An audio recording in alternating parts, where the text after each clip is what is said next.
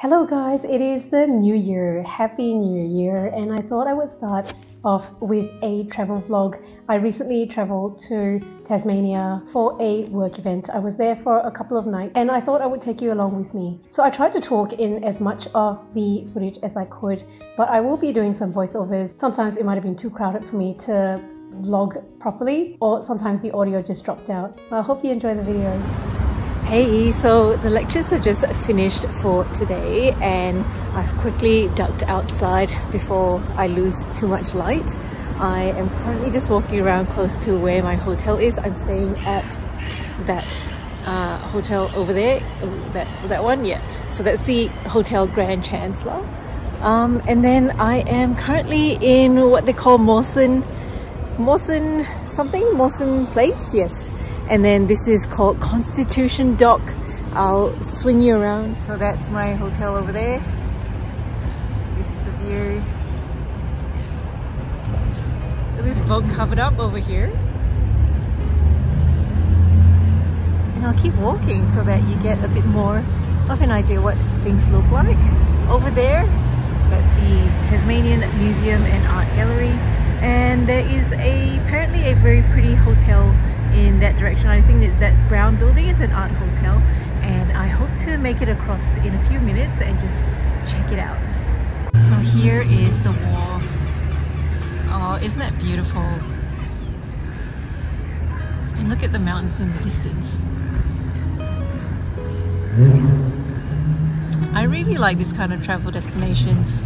It's always so fresh and very scenic. So this is Elizabeth Street Pier. So I haven't researched this trip whatsoever as to what I was going to do. In my usual busy mum style, I kind of just booked my leave dates and then paid for the course and then paid for flights and accommodation, and that was that. But I'll be looking for a place to eat tonight and this looks quite promising. Just some locals. Hi. So Tasmania is an island at the bottom of Australia, so obviously there's a lot of water surrounding it. It's meant to be a very quiet city. I'll have to look up the population and I'll put that up on screen, but look at how unpopulated it is. I absolutely love it because it means that, yeah, you don't have to deal with crowds. That's just my personal preference. There's not a lot of shopping here. I think there's a very small strip of shopping somewhere in the city. I might go and have a look at that in a moment if I can get to it in time. But right now I'm walking towards the market. Salamanca markets are what's popular about Tasmania, and that's it over there. So just read the sign. Yeah, so I'm gonna walk towards that. I don't think there are many shops open today. They're mostly busiest on Sunday, and they get featured in cooking shows in Australia, like, you know, MasterChef and stuff like that. Yeah.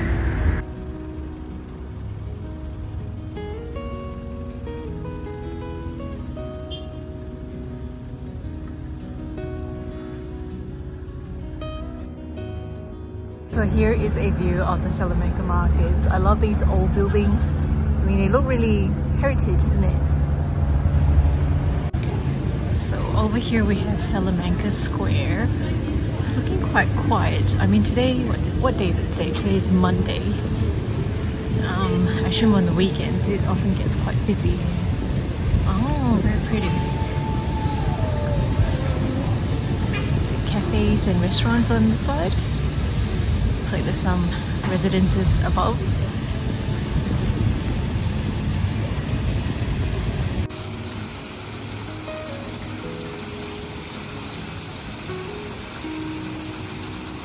So this is an electrical box. It takes how busy Salamanca markets can be on a weekend, whereas, you know, the road is completely empty right now. But yeah. I forgot to say that I'm in Hobart. So the name of this city in Tasmania is Hobart. And as I said before, it's a quiet little city, and you know, it's not so much about shopping. There are no luxury shops here. Of course, I looked that up already.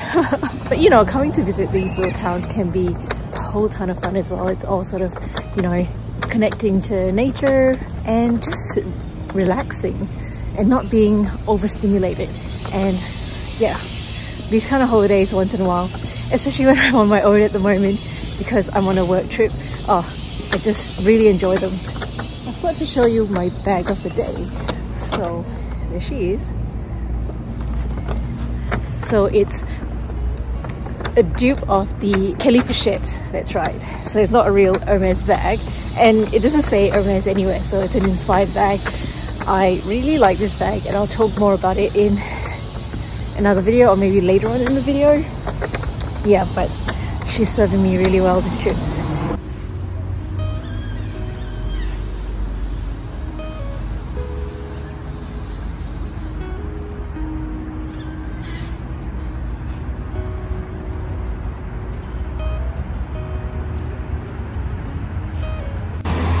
So there is St. David's Cathedral across the road there. So from Salamanca I did get some goodies for my daughter. Now I did try to find some goodies that were, you know, from Tasmania, but I didn't think they'd be particularly interesting to her. Her favorite color is pink, so I thought I'd get a pink ensemble. The top two, so the speckled milk chocolate and the heart where my thumb is, those are made in Australia. One's from like the Melbourne area and the other one's from the Sydney area. But this one, Ritter Sport Strawberry Yogurt, I had a look at it and it's from Germany.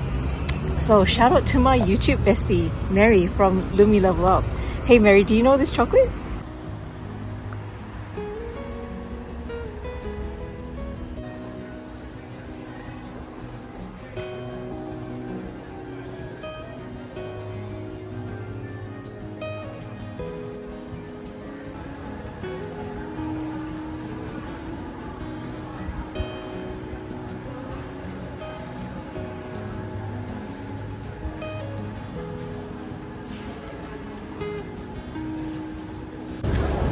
So this is the main strip of shopping. There's a few shops here and there.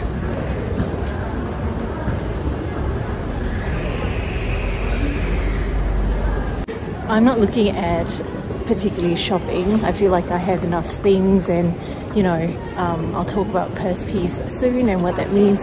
So it's kind of good that I came to a town where there's no luxury shops. Otherwise, you know, I'd have to probably try really hard to resist shopping.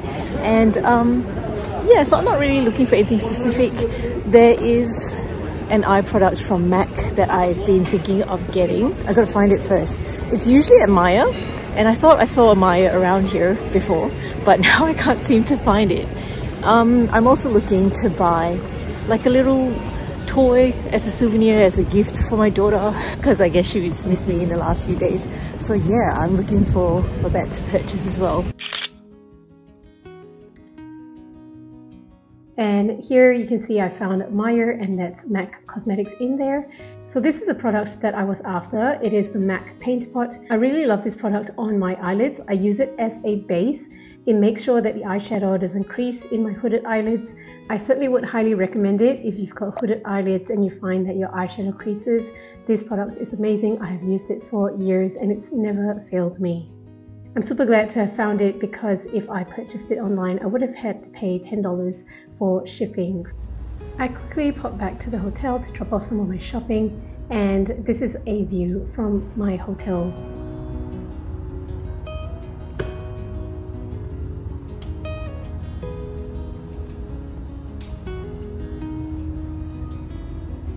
Here I'm just taking you for a walk along the pier before I headed off for dinner.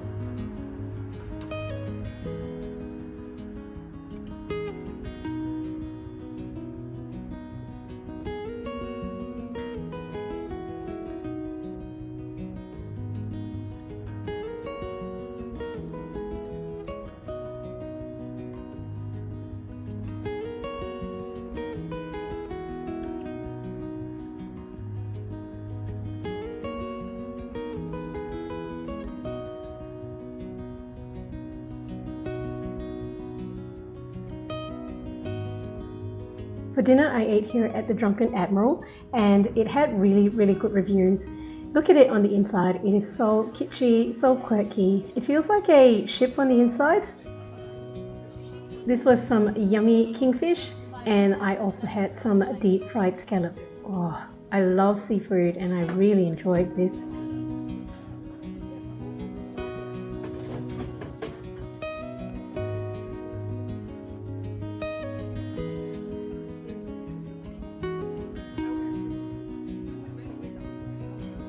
This is the entryway of the Drunken Admiral, and just look how kitschy it is. Oh, it was just such novelty. So a bit of history about the building. So apparently it was built back in 1825 with two aims: to encourage trade between Britain and Van Diemen's Land, to aid the emigration of Scottish families to the colonies. And then in 1828 it was a store, and then later barracks, and after that it was used to receive depot and temporary accommodation, and then later on in 1851 used as an emigration depot.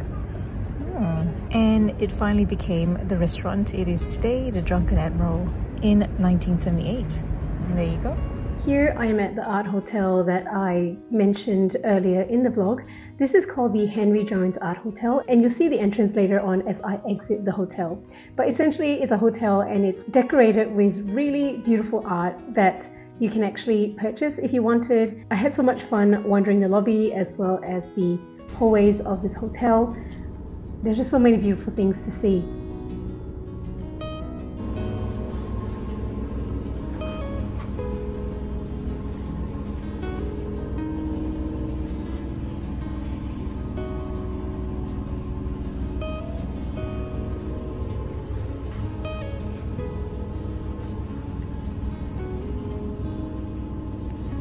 This looks like it could be a restaurant area or a cafe area that would run during the day, and you would overlook this cafe from the entrance of your hotel room. I know that there's some art enthusiasts watching my channel. Mary's an art graduate, so yeah, I hope you're enjoying this.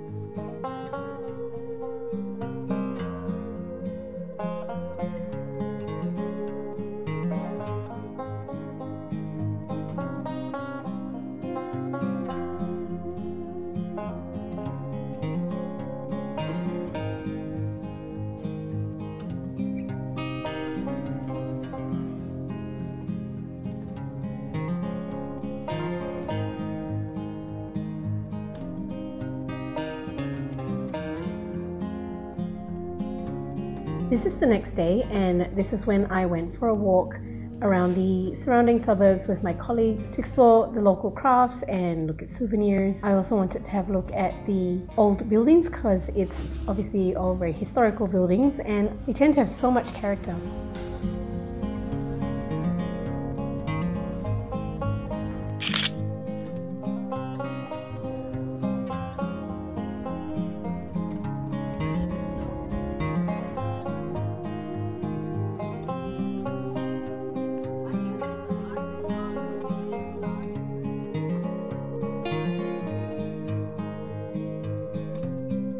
On our walk, we came across this Cottage, number 5 Kelly Street, circa 1838.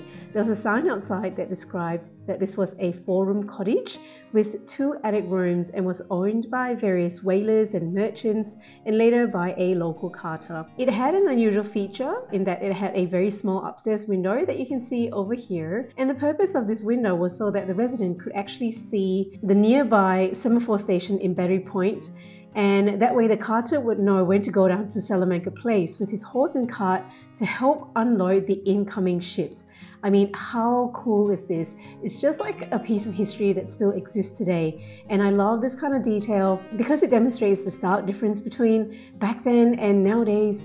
Nowadays all you need to do is like sit around anywhere and you get pinged with a notification telling you to do something. I just love learning all these things about the past. And look at this beautiful cat. This looks like a little sort of museum of Dickens-inspired curiosities, it says. Oh, I wish I could have gone in, but unfortunately it was closed. Look at that beautiful garden. This place apparently serves the best ice cream in Hobart. I just love how it's like a floating container.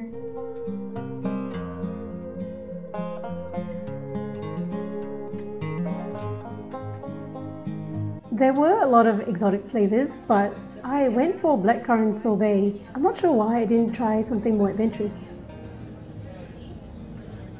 It was certainly yummy anyway. That night we had a gala dinner, and this is a photo of me wearing my Hermes dupe Kelly pochette. It was really funny. Someone actually recognized it as an Hermes Kelly pochette, and I had to tell her that, oh, it's not the real thing. She thought it was really beautiful anyway. So there's this yacht here. It is property of the Maritime Museum. It is called the Westward, and it is the winner of the Sydney Hobart yacht race in 1947. So that's a really big yacht race, and people essentially sail between Sydney and Hobart. Hi, so it's the 3rd morning. I'm actually heading out today back to Adelaide. My taxi is in about an hour. I'm looking for somewhere to eat breakfast. So it turns out nothing on the wharf is open, so I'm not gonna get an ocean view for breakfast, but that's okay. I see this little cafe that's open nearby. Yeah, so I'm just gonna go there. Looks promising. There are people inside. Fun fact, as I was taking this footage of my breakfast, the people sitting in the next table made a comment in Chinese that it was a bit random. I was taking images of my food. I just thought it was a bit bizarre that they thought I couldn't hear them or that I could not understand Chinese. A little bit rude of them, but whatever. And here's me bag spotting again. Hello, Louis Vuitton on the go. It is certainly great for travel. Welcome back to another Japan travel vlog. This is part 2, and we spent these couple of days in Osaka.